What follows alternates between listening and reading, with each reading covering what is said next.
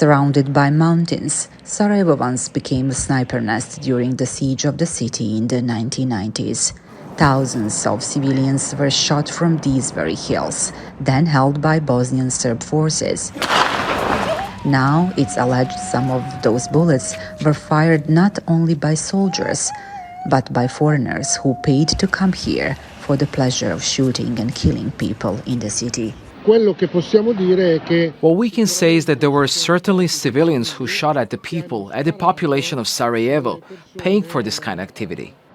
A complaint filed in Milan by Italian author and journalist Ezio Gavazzeni claims wealthy Italians travel to Bosnia and Herzegovina on so-called sniper safaris. I cannot give numbers here, but we're talking about quite a number of individuals. Witnesses describe how the so-called shooters from several countries made their way here. They flew from Trieste to Belgrade, transported by Yugoslav army helicopters to Pale, the wartime headquarters of Bosnian Serb forces, before being driven into the hills above Sarajevo. Different fees were reportedly charged depending on whether the victim was a man, a woman, or a child. The people I saw were certainly not ordinary people. They were people in high positions, and from that side, they were also protected.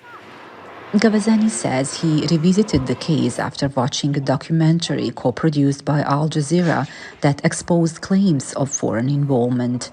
Among the evidence is testimony from a former Bosnian military intelligence officer who documented earlier reports of so-called war safaris that came from a Serbian prisoner of war. Of course, there are documents about this. I remember at least 3 of them. One is the record of his interrogation, another is the record of the follow-up interrogation, and the third is an analysis I prepared, which explained the phenomenon of the war safari, a term mentioned for the first time on the Sarajevo battlefield. Bosnian authorities say they launched an investigation 3 years ago, but it appears to have stalled. 3 decades after the guns fell silent, Sarajevo is still demanding answers. Who came here to kill for pleasure? Who helped them? And why, after all this time, if this alleged crime was committed, is justice still waiting?